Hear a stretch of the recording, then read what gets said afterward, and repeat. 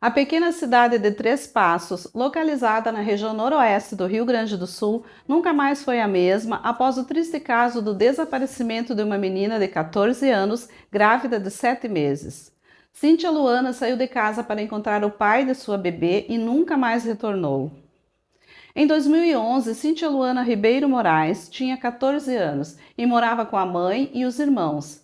Ela levava uma vida típica de menina do interior, ia à escola, ajudava a mãe em casa e escrevia mensagens em uma agenda e desenhava corações. No entanto, naquele último ano, acontecimentos mudaram a rotina de Luana. Primeiro, ela perdeu o pai, que faleceu de câncer. Logo depois, descobriu que estava grávida. Com a gravidez, ela abandonou o colégio, mas pretendia retornar no ano seguinte. No dia 13 de julho de 2011, Luana estava em casa com a mãe e naquela tarde fez pão caseiro. A mãe estava doente e ela fazia questão de ajudar como podia. Por volta das 18h30, mãe e filha assistiam à televisão quando o celular de Luana tocou. Era o suposto pai da bebê, um homem casado e muito conhecido na cidade. Em um período de separação, ele se envolveu com Luana e ela acabou grávida. Ele reatou a relação com a ex-mulher e, por esse motivo, passou a pressionar a Luana para não ter o bebê. Mas ela tinha o apoio da família e não queria nada dele. Naquela tarde, ele ligou dizendo que queria vê-la. No início, Luana disse que não queria encontrá-lo, pois sempre acabavam brigando. Mas mudou de ideia quando ele disse que queria falar sobre o bebê.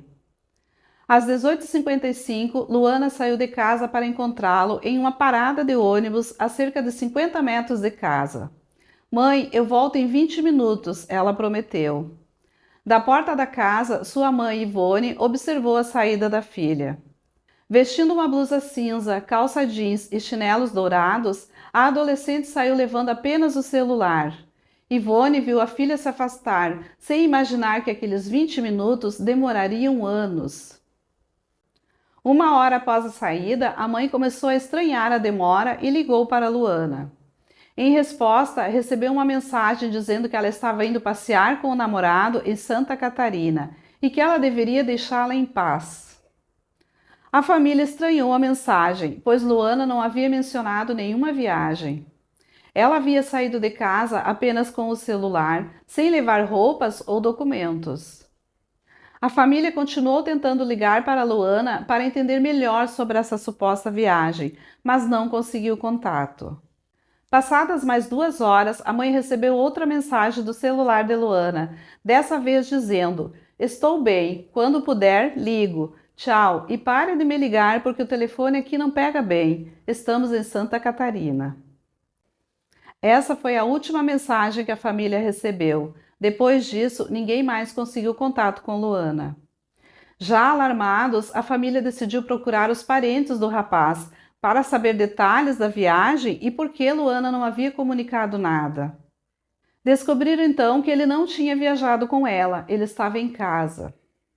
Ele alegou que estava no interior com os amigos assistindo a um jogo de bocha e que não havia se encontrado com Luana naquele dia. E mais, ele afirmou que nem sequer havia ligado para ela. Sem pistas sobre o paradeiro de Luana, a família procurou a polícia. Em depoimento, o namorado, cujo nome permanece oculto pela mídia até hoje, negou ter se encontrado com Luana e afirmou novamente que não havia ligado para ela. Para descobrir então com quem Luana havia marcado o encontro, a polícia solicitou a quebra do sigilo telefônico dela. A polícia tentava entender se Luana havia se encontrado com alguém ou se tinha planos de fugir de casa. Ao descobrir que a polícia havia solicitado a quebra do sigilo telefônico do celular de Luana, o namorado compareceu à delegacia para mudar seu depoimento. Dessa vez, ele admitiu ter sido ele a pessoa que marcou o encontro com ela. No entanto, afirmou que não sabia onde ela estava. Ele contou uma história que naquela tarde entregou a Luana uma quantia de R$ 10.000 para que ela desaparecesse da cidade e depois a deixou próxima à rodoviária. Disse que não queria que a criança nascesse na cidade e que combinaram que ela deveria desaparecer por pelo menos 1 ano. Além disso, ele se comprometeu a enviar R$ 2.000 mensais até a criança completar 1 ano. E quando Luana voltasse, faria um exame de DNA. Outra revelação foi que o rapaz foi o responsável pelo envio das mensagens de texto para a mãe de Luana. Ele afirmou que ficou com o chip do celular dela para evitar que, após receber o dinheiro, ela voltasse a ligar para ele ou para sua família. Apesar das contradições do rapaz, a polícia afirmou que toda a investigação sobre ele não resultou em nada. A casa dele foi revistada, assim como as de seus familiares, veículos da família, propriedades e amigos que poderiam tê-lo ajudado caso ele fosse responsável pelo desaparecimento. Mesmo assim, a polícia alegou que não encontrou nenhuma prova que o ligasse ao desaparecimento. A delegada responsável declarou que, por mais estranha que parecesse a versão do rapaz de que Luana havia ido embora com o dinheiro, não havia como provar que isso não ocorreu. Para tornar a situação ainda mais suspeita, foi verificado que dias antes do desaparecimento, ele havia sacado 50 mil reais de uma conta bancária. Desesperada com a falta de notícias e com a aproximação da data do nascimento da bebê que Luana esperava, a família contratou um serviço de investigação particular para verificar se havia algum registro de Luana ter dado entrada em uma maternidade. No entanto, não houve nenhum registro, nem mesmo da criança, tanto no Brasil quanto nos países vizinhos. O enxoval da bebê estava pronto e a mãe, Ivone, passava as noites chorando, agarrada aos sapatinhos e às roupinhas, esperando que sua filha entrasse pela porta com a sua neta nos braços. Em junho de 2012, uma pessoa entrou em contato com a polícia dizendo que um argentino havia relatado ter encontrado uma jovem brasileira em um baile que poderia ser Luana. A polícia localizou esse homem e ele confirmou ter saído com uma moça parecida com Luana, mas que era loira. Ele relatou que a moça disse ter fugido de casa e estava morando na Vila Faina, na fronteira com o Brasil.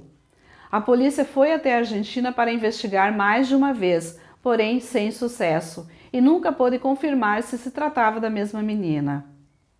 A família acredita que Luana não teria motivos para fugir e viver escondida por tantos anos. Tínhamos perdido nosso pai há 9 meses e ela se preocupava muito com a mãe, dizia que não ia abandoná-la. Ela jamais teria fugido de nós, ela não faria isso. Alguma coisa aconteceu com ela, fizeram algo, mas a gente não consegue provar, disse a irmã Loreni em uma entrevista. O inquérito policial do caso Cíntia Luana foi encerrado pela Polícia Civil em agosto de 2014, sem nenhum indiciamento. O inquérito, que continha 933 páginas, não conseguiu esclarecer se ela foi vítima de um crime. Posteriormente, o processo foi arquivado pela Justiça em 2022. Oi, meu nome é Loreni de Moraes, sou irmã de Cíntia Luana Ribeiro Moraes, desaparecida no dia 13 de julho de 2011, na cidade de Três Passos. Desde o momento que ela desapareceu, a gente não teve nenhuma notícia dela, nenhuma pista que nos levasse ao seu paradeiro. Tem os irmãos que sofrem, tem minha mãe que tá velhinha, que quer saber o que aconteceu com ela. E eu peço encarecidamente, se alguém souber qualquer pista, qualquer notícia que nos leve a Luana, por favor nos avisem. Já se passaram vários anos, já teria que ter resolvido este caso, mas não foi. E eu também acredito que teve incompetência da polícia, porque teve, eu tenho certeza disso. E eu peço, por favor, peço que nos dê alguma pista da Luana. Eu peço que pensem, para você que é mãe, para você que é pai, se acontecesse com seu filho, o que você faria? Então, eu peço que se coloquem um pouco em nosso lugar e nos deem qualquer pista que nos leve a Luana. Desde já, muito obrigada.